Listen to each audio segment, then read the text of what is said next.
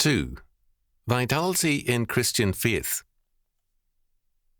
A study of hospital patients in relationship to their life expectancy reportedly came to the conclusion that there was a strong correlation between life expectancy and future-oriented thinking. A man whose mind looked ahead to activities a year hence was more likely to live than one whose thinking was only in terms of the daily hospital routine. Those without a future in mind had no future, as a rule. This conclusion should not surprise us. Man, having been created in the image of God, is created with a mind which is not chained to the moment. Physically, man is bound to the hour. He cannot step backward in time to ages past, nor can he move into the future by a sudden leap, jumping over intervening years in a second. For the Almighty God, all history is present before him. God is not bound by time, because he is the creator of time, as of all things. Before the foundation of the world, he ordained and decreed all things that come to pass, so that the beginning and the end of creation are always totally before him. God is beyond history, but not a second nor a hair of all history is ever beyond him or outside of his government and vision. He is the Lord, the Almighty. Because man is created in the image of God, man has, intellectually, this same ability on a creaturely level. He can see, as in a glass darkly, the beginning and the end, when his thinking and vision are governed by God and his word. Even without faith, man thinks and plans, studies history and himself, and is not chained to the moment. However, without faith in God, man loses the meaning of the moment as well as of the past meaning therein. He retreats from time and history into a convent world, which, because it does not exist, means then a retreat into death. Ellenberger has written, "What we call the feeling of the meaning of life cannot be understood independently of the subjective feeling of experienced time. Distortions of the feeling of time necessarily result in distortions of the meaning of life. Normally, we look upon the future not only for itself, but also for compensating and correcting the past and the present. We reckon on the future for paying our debts, achieving success, enjoying life, becoming good Christians. Wherever the future becomes empty, as with manics and certain psychopaths, life is a perpetual gamble, and the advantage of the present minute is taken into consideration. Wherever the future is inaccessible or blocked, as with the depressed, hope necessarily disappears and life loses all meaning. A future-oriented faith thus means a perspective which plans to correct past errors in future action, but also to rebuild in the future without those errors or sins.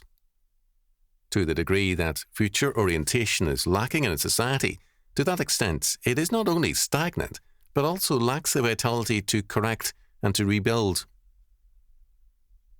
Minkowski, in discussing a case of schizophrenic depression, says of the patient, "There was no action or desire which, emanating from the present, reached out to the future, spanning the dull, similar days. As a result, each day kept an unusual independence, failing to be immersed in the perception of any life continuity. Each day began life anew, like a solitary island in a grey sea of passing time. What had been done, lived and spoken, no longer played the same role as in our life, because there seemed to be no wish to go further. Every day was an exasperating monotony of the same words, the same complaints, until one felt that this being had lost all sense of necessary continuity. Such was the march of time for him. However, our picture is still incomplete. An essential element is missing in it, the fact that the future was blocked by the certainty of a terrifying and destructive event. This certainty dominated the patient's entire outlook, and absolutely all of his energy was attached to this inevitable event." The same is true of non-schizoid people.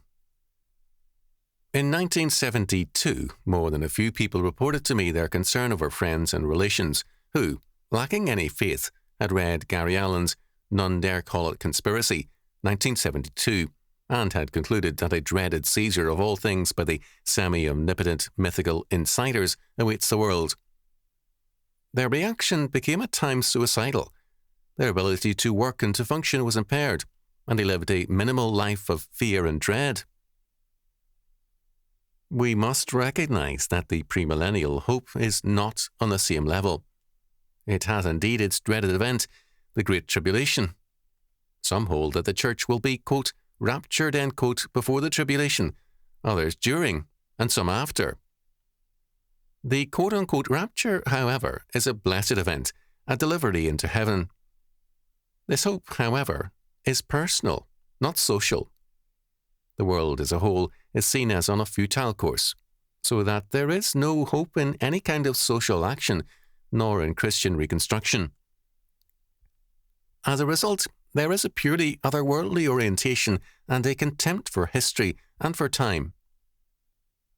Amillennialism has no, quote, rapture, end quote, and sees history deteriorating steadily to the end, and, as a result, it has, not surprisingly, created churches moving into decline and paralysis. Thus, both amillennialism and premillennialism have the same social impact as schizophrenic depression. They produce a blocked future, a future which offers no hope with respect to history and time. But they do have a hope with respect to eternity. However, we have a right to ask of many of them how valid their hope is, since our Lord emphatically declares that the test of faith is a very practical one. Do men bear good fruit here and now? Matthew chapter 7, verses 15 to 20. The peaceable fruit of righteousness, Hebrews chapter 12, verse 11, is simply the results of God's chastening of his sons to cleanse them of fruitlessness and to lead them into righteousness, and it means results here and now. The night cometh when no man can work, John chapter 9, verse 4. If Christians have a blocked future, then the world is in a fearful condition, because it is Christians who are the light of the world and the salt of the earth. Matthew chapter 5, verses 13 to 15. The impact of eschatology on man has been noted of late by various historians. Thus, Gary North has written, "The Puritans of the first generation were motivated with a post-millennial vision of earthly victory. They were to reform the world through preaching and godly reconstruction. By 1660, a radical pessimism had replaced the earlier eschatological optimism. The younger generation had not been converted in terms of the charismatic requirements of Christian experience. A hostile king was back on the throne in England. The Holy Commonwealth seemed to be collapsing. The inherited canons of medieval economics seemed inapplicable. No one knew how to deal with economic crises, upward social mobility, and market laws like profit and loss. A kind of social antinomianism set in, as pastors preached general sermons against non-specific sins, but avoided offering concrete alternatives to the collapsing medieval framework. Eschatological pessimism combined with social antinomianism to produce later Puritan pietism, marked most dramatically by the Mathers. Premillennial, emotional and defeated in politics, Increase and Cotton Mather turned to the preaching of individual salvation and the creation of voluntary self-help societies. Franklin learned from Cotton Mather the importance of doing good. He did not grasp the theology that Cotton relied on in the doing of human good. A very central force which led to the stand by the colonies against the usurpations of power over them by the English Parliament was a renewed postmillennialism. Jonathan Edwards held that the latter-day glory is probably to begin in America. He wrote, "It is agreeable to God's manner, when he accomplishes any glorious work in the world, in order to introduce a new and more excellent state of his church, to begin where no foundation had been already laid, that the power of God might be the more conspicuous, that the work might appear to be entirely God's, and be more manifestly a creation out of nothing, agreeable to Romans chapter 9, verse 26. And it shall come to pass, that in the place where it was said unto them, Ye are not my people, there it shall be said unto them, Ye are the sons of the living God." When God is about to turn the earth into a paradise, He does not begin his work where there is some good growth already, but in the wilderness, where nothing grows, and nothing is to be seen but dry sand and barren rocks, that the light may shine out of darkness, the world be replenished from emptiness, and the earth watered by springs from a droughty desert. Agreeable to many prophecies of Scripture, as Isaiah chapter 32, verse 15. Until the Spirit be poured from on high, and the wilderness become a fruitful field. And chapter 41, verses 18 and 19. I will open rivers in high places, and fountains in the midst of the valleys. I will make the wilderness a pool of water, and the dry land springs of water. I will plant in the wilderness the cedar, the shittah tree, and the myrtle, and the oil tree. I will set in the desert the fir tree, and the pine, and the box tree together. And chapter 43, verse 20. I will give waters in the wilderness and rivers in the desert to give drink to my people, my chosen. And many other parallel scriptures might be mentioned. Now, as when God is about to do some great work for his church, his manner is to begin at the lower end, so when he is about to renew the whole habitable earth, it is probable that he will begin in this utmost, meanest, youngest and weakest part of it, where the church of God has been planted last of all.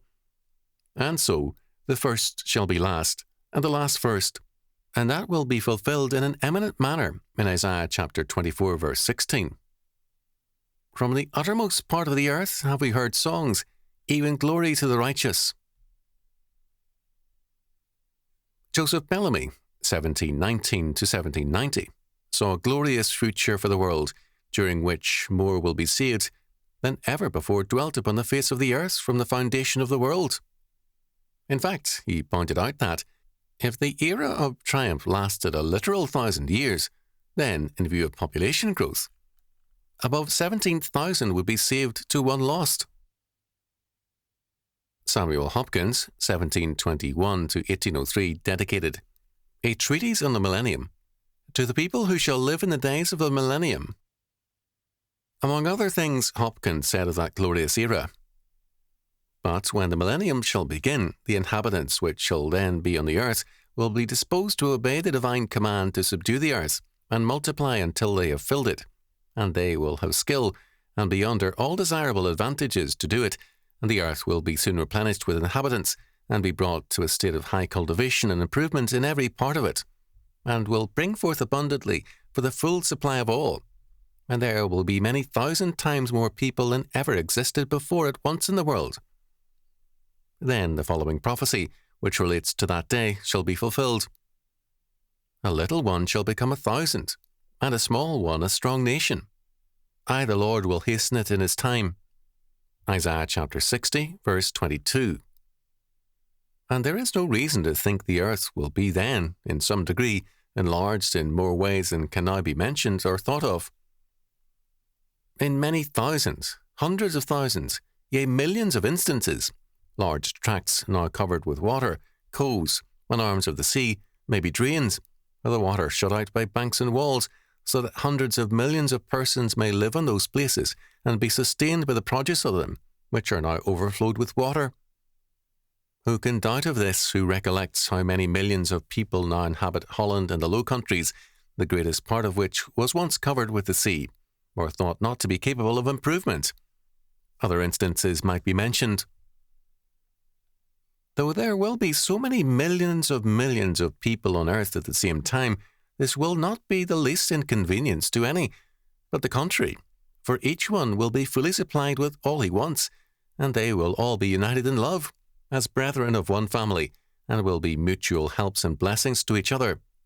They will die, or rather fall asleep, and pass into the invisible world, and others will come on the stage in their room. But death, then, will not be attended with the same calamitous and terrible circumstances as it has been and is now, and will not be considered as an evil. It will not be brought on with long and painful sickness, or be accompanied with any great distress of body or mind. They will be in all respects ready for it, and welcome it with the greatest comfort and joy. Everyone will die at the time and in the manner which will be best for him, and all with whom he is connected, and death will not bring distress on surviving relatives and friends, and they will rather rejoice than mourn, while they have a lively sense of the wisdom and goodness of the will of God, and of the greater happiness of the invisible world to which their beloved friends are gone, and where they expect soon to arrive. So that, in that day, death will in a great measure lose his sting, and have the appearance of a friend, and be welcomed by all as such. According to Bushman, these and other men with Bellamy as an outstanding leader changed the character of their people and created the Yankee of the years after 1765. In earlier eras, men who felt called of God sought refuge from the world in a convent. Later on, under the influence of Pietism, the Church itself became a convent in the world, a refuge from problems and from the currents of social movements and forces. In the modern era, secular man has sought for the convent experience in various forms of escapism, retreats, mental health asylums, retirement, and many other avenues of surrender. Postmillennial thinking was very important in the formation and development of the United States between 1765 and 1860. It is impossible to understand the development of the United States apart from this eschatology. A secular scholar, George Shepperson, in discussing pagan and Christian forms of millenarianism, commented, of all these groups, and in particular of a movement in Nyasaland, like so many similar movements in other parts of the world, the expectations take a dramatic premillennial form.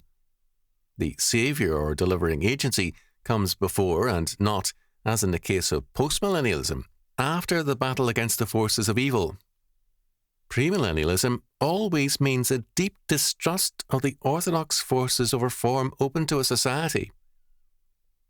This is a point of very great importance, whether in its secular and political forms, wherein the millennium is to be brought in, not by reconstruction, but by violent revolution, or in its religious forms, wherein a supernatural act brings forth the millennium.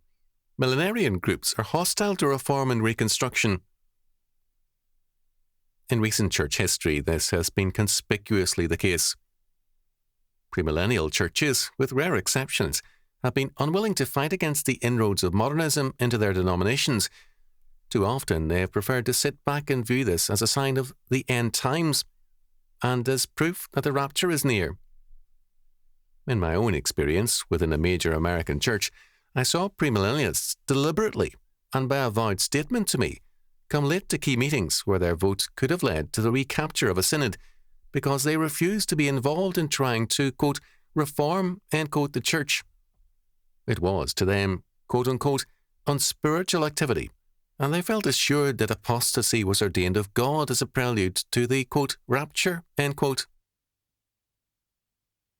In the colonial era, men like the Reverend Thomas Clapp, 1703 to 1767, took little interest in theological development and advance, and contented themselves, as against Joseph Bellamy, to stamp out heresy. The character of modern amillennialism is not unlike that of Clapp and his old lights.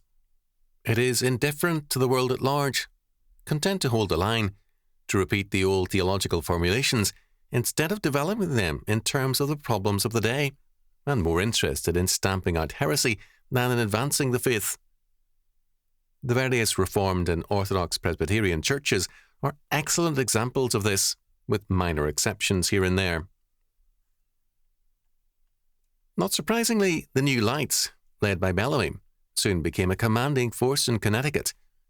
Bushman wrote in 1763, William Johnson marvelled at the New Lights, who, in his memory, were a small party, merely a religious one, had acquired such an influence as to be nearly the ruling party of the government, owing to their superior attention to civil affairs and close union among themselves in politics.